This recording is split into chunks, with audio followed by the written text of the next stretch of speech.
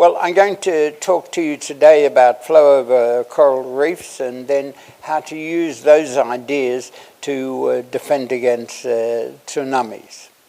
And first, for the waves over corals, I'll tell you something about the background, the fluid dynamics, the field data with which we will want to compare our work, some laboratory experiments, and then some conclusions, and then we'll go on and talk about tsunamis.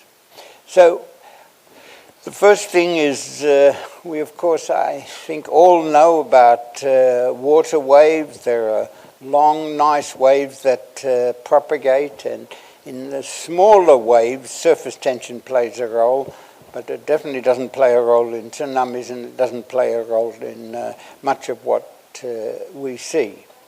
Now, the dispersion relationship for such waves is that omega squared, where omega is the frequency, is gk tanh kd, where d is the depth of the water, and k is the wave number, so it's 2 pi over the wavelength. And the phase velocity, i.e. the speed at which the maximum or the minimum goes, at which a phase goes, is omega over k, and is given by this expression that I've written. And when the depth is very much larger than the wavelength, which happens mainly, but not in tsunamis, then that approximates u over k to the half. Then there's the group velocity, which is different to the phase velocity, and that's the velocity at which the energy propagates. And what happens is that, as you'll see, if you throw a stone, for example, in water, wave motion is induced by that stone throw, and what was the first wave just disappears, and what was the second becomes the first wave, and then it disappears because the group velocity is half when the depth is very much larger than the wavelength than the phase velocity. And let me just say, if somebody has an idea how to get this p, the subscript on the phase velocity, down to where it should be, I'd be very grateful. I've tried 100 times and have corrected it, but it always goes back. Now, Stokes, the famous George Gabriel Stokes, about whom I could also talk, and who I managed to get a new gravestone because his gravestone was terrible, in utterly bad repair. He was the Lucasian professor for something like 54 years, rather a long time. He was the MP for Cambridge University, and he did some really wonderful scientific work in general, but the Navier-Stokes equations was one of the things that he did. And he found out that there was also a Stokes drift, not only that the waves moved, as we see on the surface, but there's also a gradual movement of water particles if it's waves on water. It's purely horizontal. It's second order in amplitude A, as you see here. The Stokes drift goes like a squared, and there's an exponential decay with depth. So it's rather small if the amplitude is small at the surface, and then it gets even smaller and smaller. But it's very important because it's the Stokes drift that brings up, in this case, wood onto the shore, or plastics, when we throw plastics into the ocean, and that comes up on shore. Now, the question is, what happens if there's a coral layer? As I've sketched here, you have waves, and as seen in the sketch, their amplitude decreases as they go along in the positive x direction due to the energy that's lost by the fluid motion in the porous medium, which I'm going to simplify for corals at least and say it has a flat top, and I'll only do the two-dimensional calculation, and I'll use Darcy's law for flow in that porous medium. So this is a simple model, but it captures some important aspects, as you'll see. There's a lot of mathematics, and I don't want to just go through the mathematics. I'll just say that you have the Laplacian del squared phi equals 0 in the water layer, Bernoulli at the surface, Darcy in the porous layer, and then you have to match the flow in the porous layer with the flow in the layer above at the interface, and that gets you a dispersion relationship. And mathematics is in this environmental fluid mechanics paper. Now, what you get is what's seen here in blue, rather complicated in some sense. So I'll non-dimensionalize it. And the first parameter is kappa, the permeability, omega, the frequency, over the viscosity. And I call that the J number because I did this work with a, at that stage, undergraduate student called Joseph. He was a little upset that I called it after him, but I think that's quite all right. And then there's delta, which is the relative depth of the ocean compared to the porous medium, and then the non-dimensional wave number R. And the most important thing in some sense of this dispersion relationship is it has I there, the square root of -1.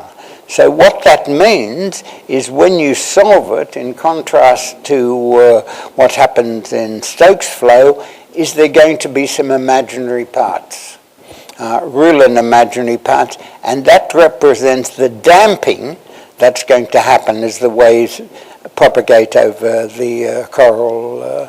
And here's just an example of a solution. If I take the right-hand side onto the left-hand side and want to know when that is 0, in other words, there's a solution, and here you see the real part of K along the horizontal and the imaginary part of K along the vertical, and if the depth of the water is equal to the depth of the permeable layer, coral layer, then K is 0.76, which tells you how rapidly it goes on, but also 0.28I, which leads to the damping.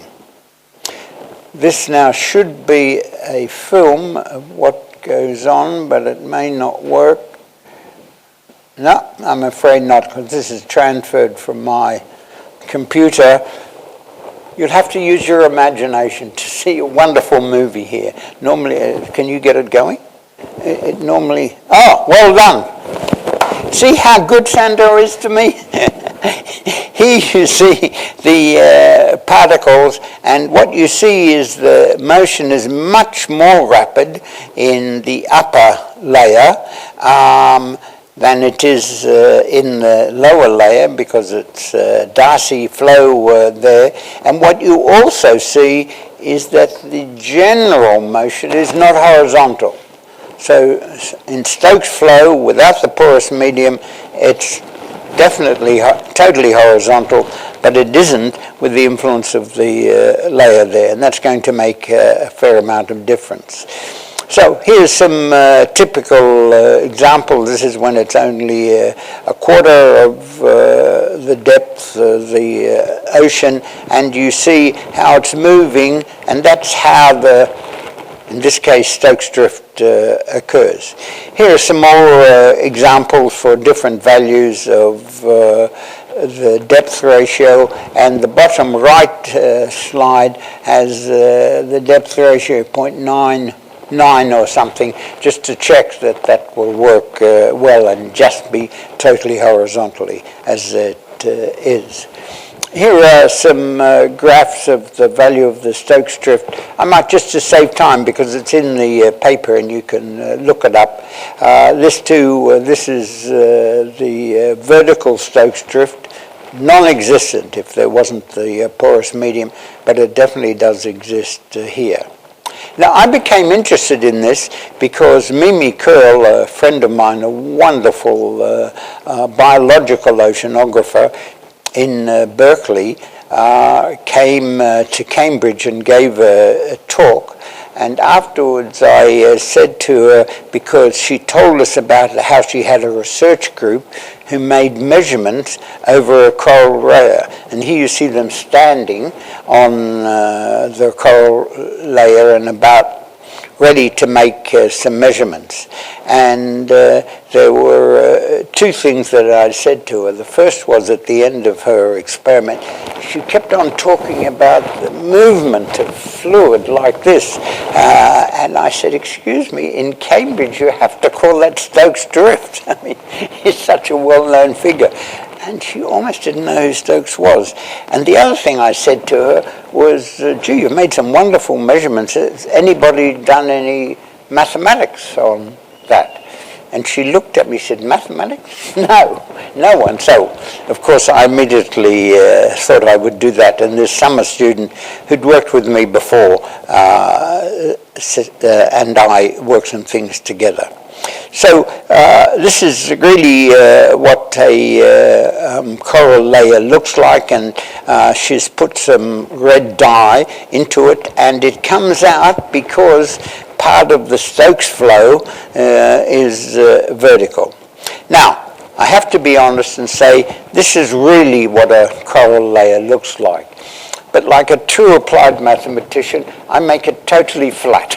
I don't take into account the hummocks, and I'm sure they play a little bit of a role, and also two-dimensional, and there are questions about what would happen if there undoubtedly are variations across the screen in depth, and of course when the wave comes, especially we'll talk about tsunamis in a minute, it comes upon the effective coral layer that's rather small and that builds up as the wave goes by. Not in the same time, but there are variations. But you have to start everywhere and start with the simplest, and I'm making it simple in my theory. Now, this is some examples from her experiments, and you see that she and her team put dye into the coral layer, and the dye flows out. She didn't have the slightest understanding why that happens, and even more why it should go in two directions, and that's what the theory does. That as the flow goes back and forth, there'll be a variation with depth as for the horizontal flow, and that's just like in Stokes flow. There'll be a flow through the porous medium. Here for these values, 0.5 centimeters per second, and some flow out that is a variable, of course, with space. And that's most important because that's a way that the water gets down into the coral and is exchanged. And that brings food down for the animals that live in the coral, and it also gets rid of junk that they produce. Now, no one has seen this slide, but this is some coral that we use to determine the porosity and permeability. And the reason that no one has seen this slide is that it's illegal to take coral from the ocean. So this was just... Okay, now what we did is we put it in a container and we poured some water through it and kept a constant head of water, and out of that we could measure the permeability and porosity. And now here are Mimi's measurements. You see all the crosses, and then you see our theory for the horizontal drift velocity, and you see there are 3 lines for different amplitudes of waves. And now what I find fascinating, in some sense, is that when we first submitted this, the referee wrote back and said, this theory can't be correct or can't be compared with Mimi's. Mimi has error bars, as is seen, and this theory has no error bar. It's just direct calculations. Well, I don't know what he wanted, but of course I could have said I'm making it a uniform region. So far, what I'd like to say is that the high Reynolds number liquid Stokes drift above a low Reynolds number porous layer below has a vertical component, and that's really one of the important things. And as I've said, it allows predator and prey biological species to be interchanged, which is very valuable. Now, as often happens in theory, there's no doubt, as I've already said, I've made a simplification. I've made it totally horizontal and uniform, blah, blah, blah, but you have to start somewhere. Now what I'd like to do is say how we continue this work for tsunamis and what we'll do, and I'll tell you a little bit about tsunamis, then I'll tell you about our work and some extra applications and then conclusions, and then we definitely will be open to questions. This is a slide that I enjoy. This is meant to be me surfing on a tsunami. I'm sure I can see one member of the audience is smiling. He doesn't believe it. He's quite right. This was a photo that I took off the web. My God, I wouldn't dare go on something like that. Now, the previous work on tsunamis has really been quite strongly geologically.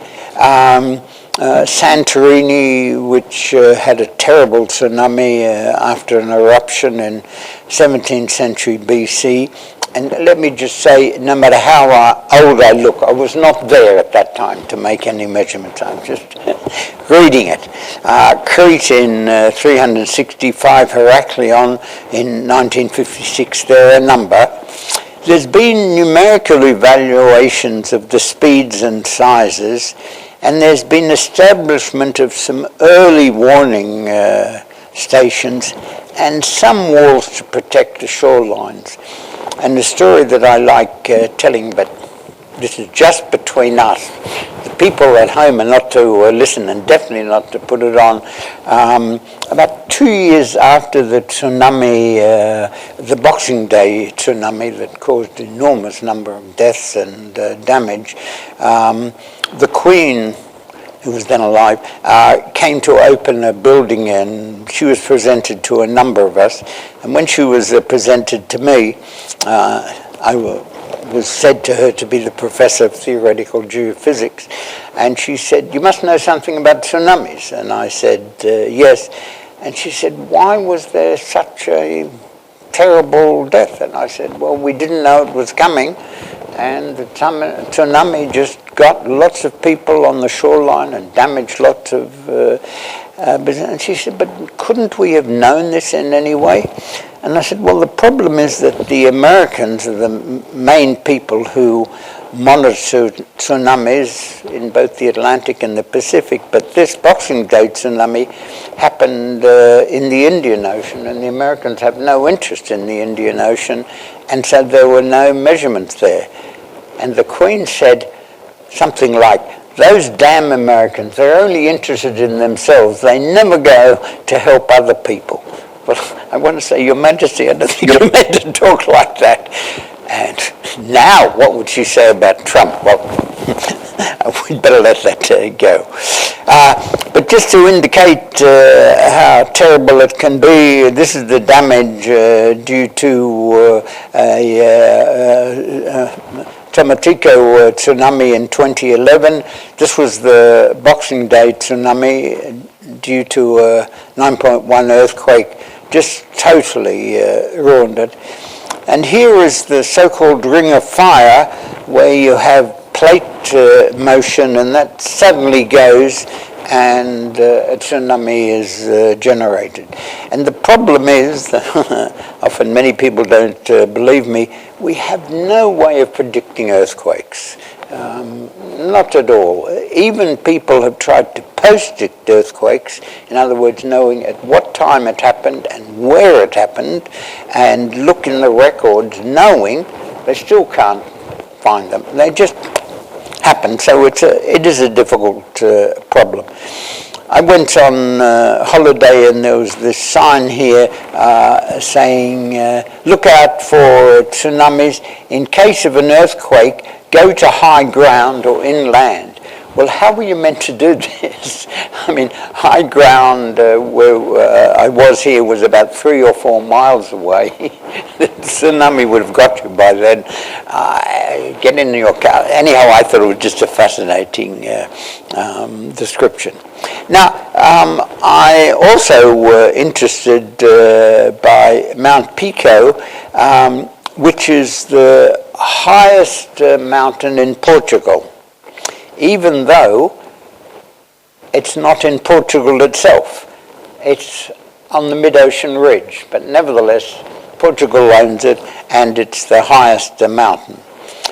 Now, if there was a volcanic eruption, or if there was an earthquake, here it is in the center of the Atlantic, and I'm sure you can see Italy here, and there's a rather important university somewhere here.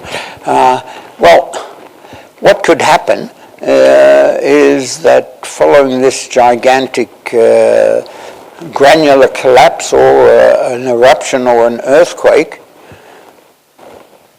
you could have a tsunami that come onto New York. That would be the end of the Statue of Liberty. That would be the end of the Liberty. And the cost would be enormous. And Trump would blame Europe, no doubt. Anyhow, so the question is, what could you do? You could decrease the tsunami wave size and thereby save zillions of whatever by taking away their energy. And our idea is, thinking back about the coral reefs, is to line the ocean floor with a porous layer.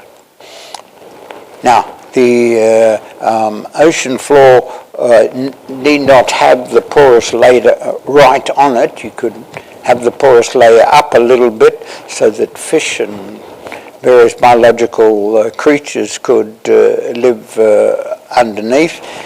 But how would that work? Well, of course, the geometrical setup and the governing equations are exactly the same because this porous layer would be made like that. The same dispersion relationship as before, and this now gives you some indication of what the largest Ki is. In other words, what the largest damping would be is a function of the Joseph number, which is kappa omega over nu. Now, you have no say really over nu or over omega. That's decided by the wave, but you do have a say in the permeability and porosity of the porous layer you put in, and also how high you make it. And what you see here is that the biggest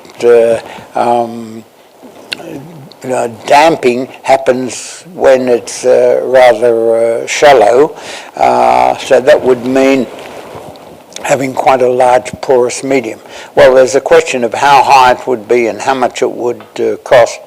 And this is some preliminary data which just gives you a rough idea of how long you'd need to take, I think it's half an energy away. So you'd need something like a kilometre to get rid of half the energy. But as you know, the Atlantic is quite a few thousand kilometres to mess around with the 10 kilometres even at the edge wouldn't be that bad. You can calculate what the optimal conditions be, what's the best value of the Weber number, or the Joseph number. Joseph Weber is his name. Maybe that's what he didn't like, the best Joseph you can find, but you can work it out, and this diagram shows it. Now, this is the best damping for a very deep ocean wave. That's basically S equals 0. That's one of the parameters. So if it's really very deep, what can you best do? So the take-home message is that tsunamis can wreak much havoc, cause enormous damage to buildings and life. It kills a lot of people. There were a lot of people who were killed.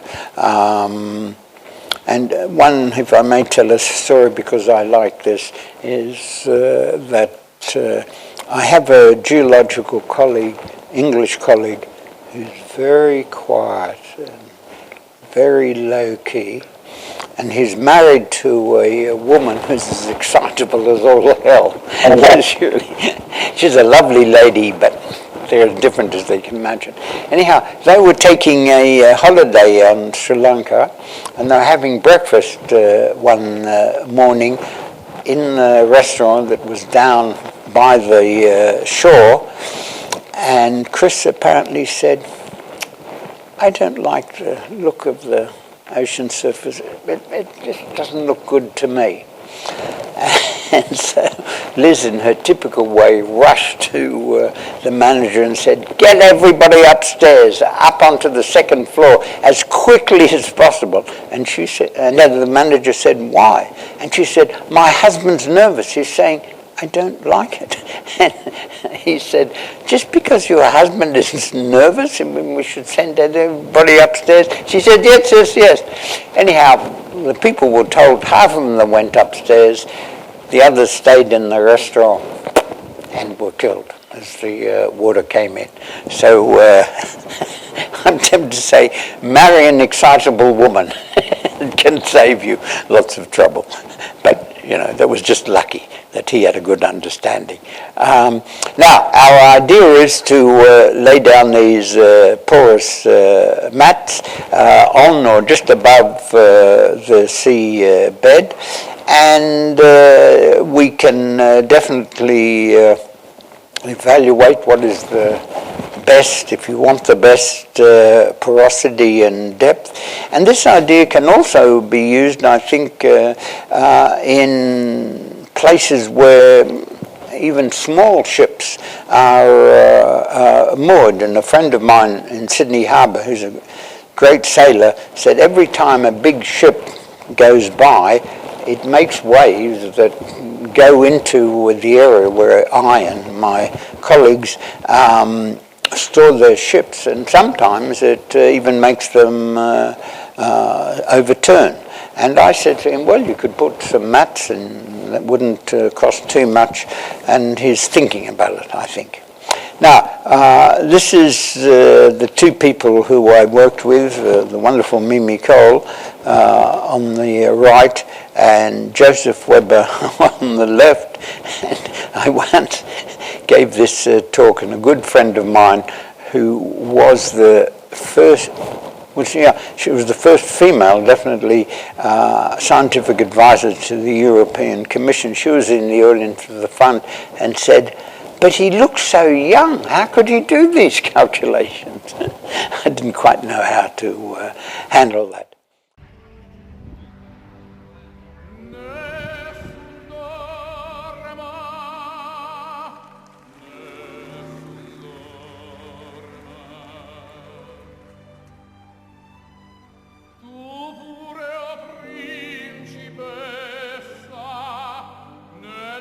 Fredda sta